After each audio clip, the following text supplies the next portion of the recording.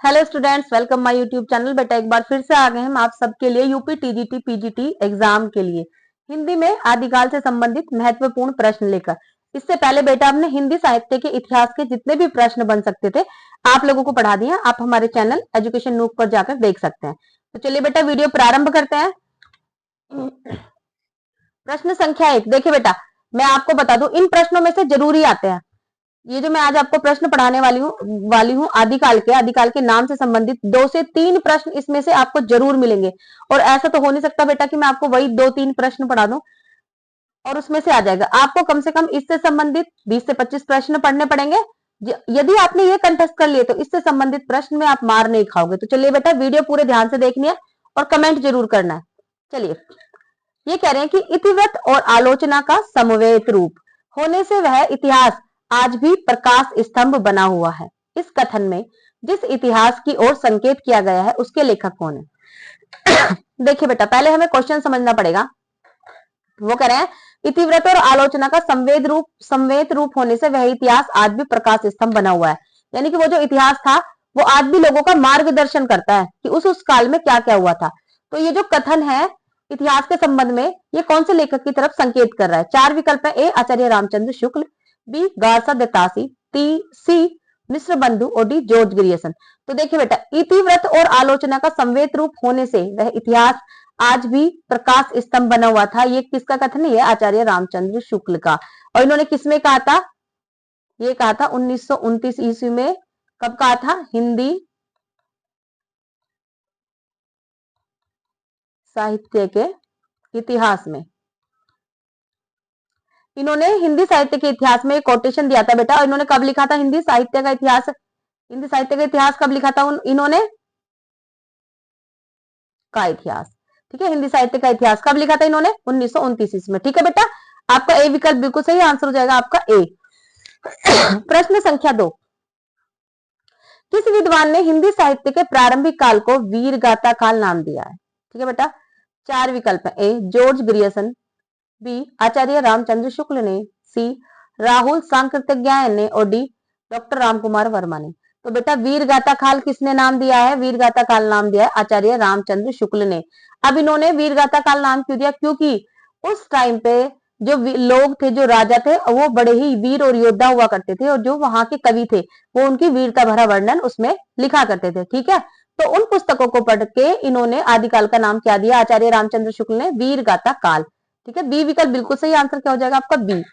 चलिए इसके बारे में थोड़ा और जान लेते हैं। देखिए देखिए बेटा, जैसे आपका ये आदिकाल है, ठीक है, आदिकाल। अब इसका नाम केवल आदिकाल नहीं है, इसके बहुत सारे नाम है। और अलग अलग कवियों ने अलग अलग चीजों को पढ़कर उस टाइम की जो भी उपलब्ध सामग्री थी उसके हिसाब से अपने अपने मत के अनुसार अलग अलग नाम दे दिए। जैसे आपके घर में आपको आपका जो कागजी नाम होगा वो कुछ और होगा, जो आपकी मार्कशीट में होता होगा। घर में प्यार से आपको कोई भी कुछ भी बुलाता होगा, बाबू सोना जो भी कहते होंगे, ठीक है, लेकिन एक नाम जो ओरिजिनल वो अलग होता होगा। सब अपने मन से सब कुछ बुलाते हैं, बेटा बिटिया ये जो भी कहते होंगे। ठीक है बेटा, तो चलिए देखते हैं। देखो, हिंदी साहित्य के विभिन्न विद्वानों ने प्रारंभिक काल का भिन्न भिन्न नामों से वर्गीकरण किया है, जो इस प्रकार है। जैसे डॉक्टर जॉर्ज ग्रियर्सन ने आदिकाल को क्या कहा बेटा? चारण काल। मिश्र बंधुओं ने आदिकाल को क्या कहा? आरंभिक काल। गणपति चंद्र गुप्त ने आदिकाल को क्या कहा? प्रारंभिक काल। आचार्य रामचंद्र शुक्ल ने आदिकाल को क्या कहा? वीर गाथा काल। राहुल सांकृत्यायन ने आदिकाल को क्या कहा? सिद्ध सामंत काल। महावीर प्रसाद द्विवेदी ने क्या कहा? बीज वपन काल। ये रहा, ठीक है। विश्वनाथ प्रसाद मिश्र ने क्या कहा? वीर काल। हजारी प्रसाद द्विवेदी जी ने क्या कहा? आदिकाल। देखिए आदिकाल को आदिकाल जो कहा था सबसे पहले वो किसने कहा था? हजारी प्रसाद द्विवेदी जी ने। डॉक्टर रामकुमार वर्मा ने क्या कहा? चारण काल एवं संधि काल। और डॉक्टर मोहन अवस्थी ने कहा आधार काल। तो बेटा अपने नोट्स बना लीजिए ताकि ये प्रत्येक टॉपिक के ऊपर आपके अपने नोट्स हो। ठीक है। प्रश्न संख्या 3, हिंदी साहित्य के आदिकाल को चारण काल निम्नलिखित में से किस इतिहासकार ने पहले कहा? ये कह रहे हैं कि हिंदी साहित्य के आदिकाल को चारण काल, पहले तो ये समझ लो बेटा कि चारण काल 2 लोगों ने कहा था। ठीक है, निम्नलिखित में से किस इतिहासकार ने पहले कहा? पहले किसने कहा? ठीक है, 4 विकल्प है। ए जॉर्ज ग्रियर्सन ने, बी रामचंद्र शुक्ल ने, सी हजारी प्रसाद द्विवेदी ने और डी रामकुमार वर्मा ने। तो देखिए बेटा, सबसे पहले जो आदिकाल को चारण काल कहा था वो कहा था जॉर्ज ग्रियर्सन ने। ठीक है, इस प्रश्न के हिसाब से ए विकल्प बिल्कुल सही है। अब एक बात आ गई है, सबसे पहले किसने कहा था? सबसे पहले तो जॉर्ज गियर्सन ने कहा, उसके बाद किसने कहा था? तो बेटा उसके बाद राम कुमार वर्मा ने भी आदिकाल को एक तो कहा संधिकाल, संधिकाल, और दूसरा क्या कहा इन्होंने? चारण काल। ठीक है, इन्होंने आदिकाल को दो नाम दिए थे। ठीक है बेटा, चलिए इस प्रश्न के हिसाब से ए विकल्प आपका बिल्कुल सही आंसर हो जाएगा बेटा आपका ए। प्रश्न संख्या 4, आदिकाल को आधार काल किसने कहा? देखिए बेटा, अगर आप सोच रहे हो एक बार देख के स्पीड से देख के आपको टीजीटी पीजीटी क्लियर कर लेंगे तो पॉसिबल नहीं है, हो सकता है आपको बुरा लगे, लेकिन ऐसा हो नहीं सकता है। जब आप इस वीडियो को कम से कम बहुत ध्यान से 2 बार देखेंगे और इसमें से नोट्स बना के उन्हें पढ़ेंगे तो आपका पक्का सिलेक्शन हो सकता है। ठीक है, चलिए प्रश्न संख्या 4, आदिकाल को आधार काल किसने कहा? 4 विकल्प है। ए डॉक्टर नगेंद्र ने, बी आचार्य हजारी प्रसाद द्विवेदी ने, सी डॉक्टर मोहन अवस्थी ने, और डी डॉक्टर रामकुमार वर्मा ने। तो बेटा आदिकाल को आधार काल किसने कहा था? डॉक्टर मोहन अवस्थी ने। सी विकल्प आपका बिल्कुल सही आंसर हो जाएगा आपका सी। आचार्य महावीर प्रसाद द्विवेदी ने, रामकुमार वर्मा ने हम आपको बता चुके क्या कहा था? चारण काल, और क्या कहा था? संधि काल। ठीक है, चलिए आदिकाल को चारण काल इनमें से किस साहित्य इतिहास के लेखक ने कहा? देखिए बेटा, ए शिव सिंह सेंगर ने, बी मिश्र बंधुओं ने, सी रामकुमार वर्मा और डी मोहन अवस्थी ने। तो देखिए बेटा, किस किसने कहा था आदिकाल को? सबसे पहले चारण काल किसने कहा था?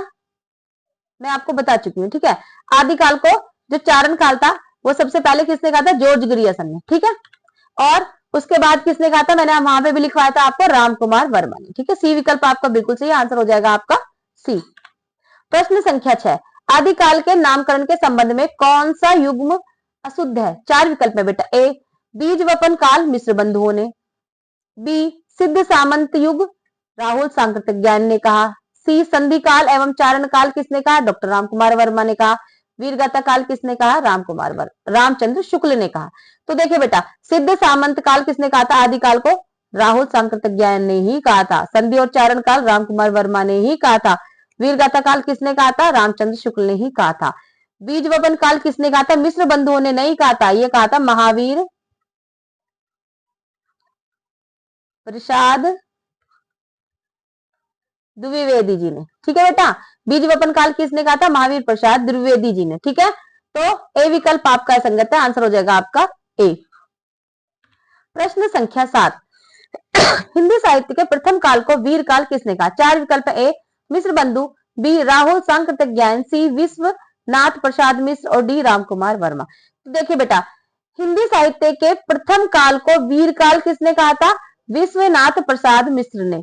सी विकल्प बिल्कुल सही आंसर हो जाएगा आपका सी, वीर काल और विश्वनाथ प्रसाद मिश्र, वैसे वीर और वैसे विश्वनाथ प्रसाद मिश्र। ठीक है बेटा।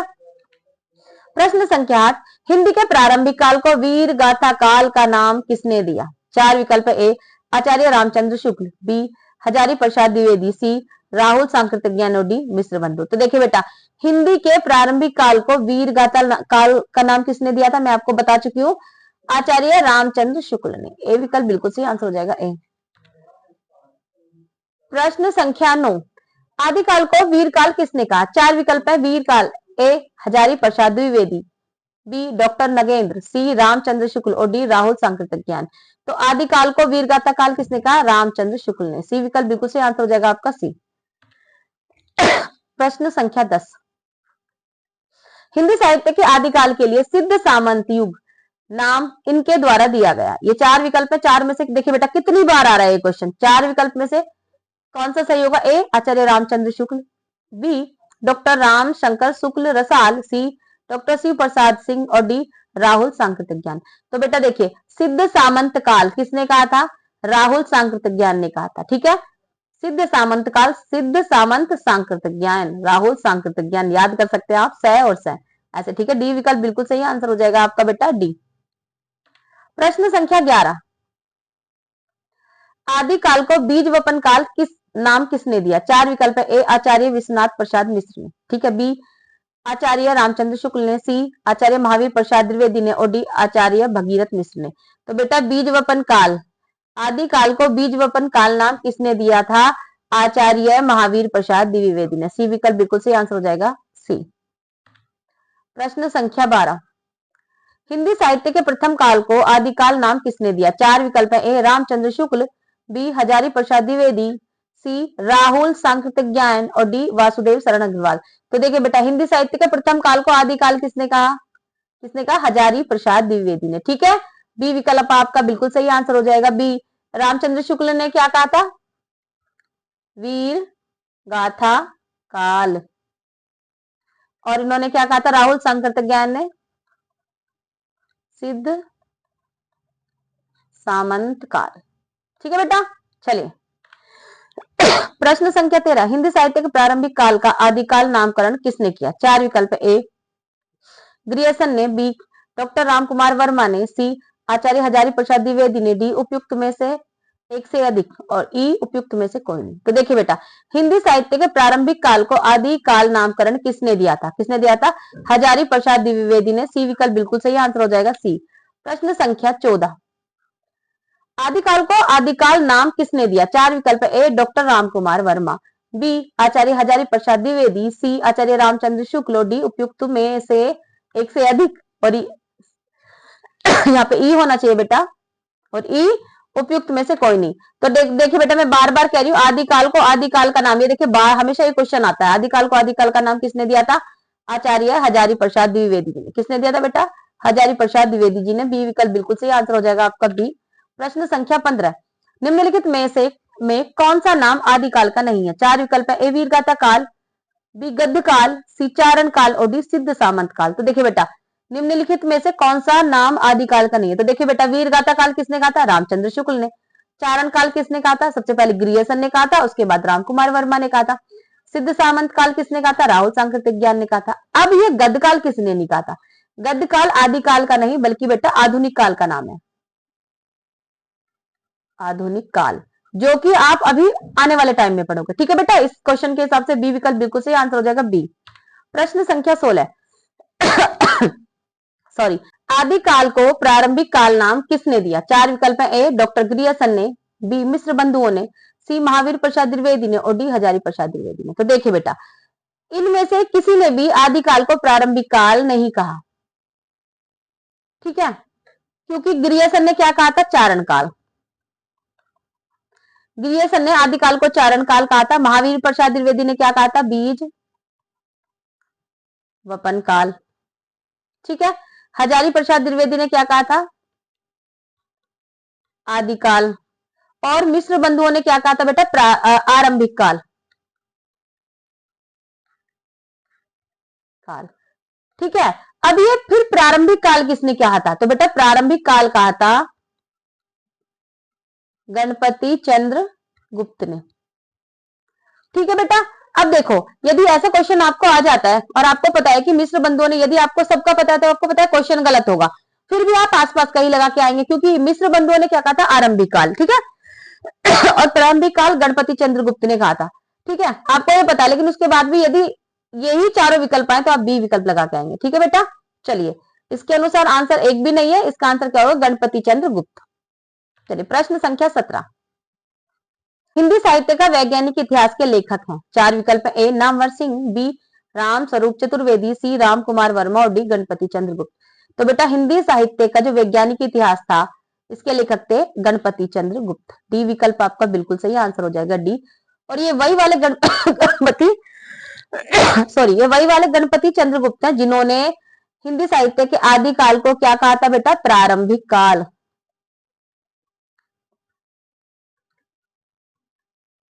ठीक है, डी विकल्प बिल्कुल सही आंसर हो जाएगा, डी। प्रश्न संख्या 18, गोरखनाथ का समय 11वीं सदी है, यह मान्यता किस विद्वान की है? चार विकल्प, ए राहुल सांकृतिज्ञान, बी डॉक्टर हजारी प्रसाद द्विवेदी, सी आचार्य रामचंद्र शुक्ल और डी पीताम्बर दत्त वर्तवल। तो देखिए बेटा, गोरखनाथ का समय 11वीं शताब्दी है, यह मान्यता किसकी है?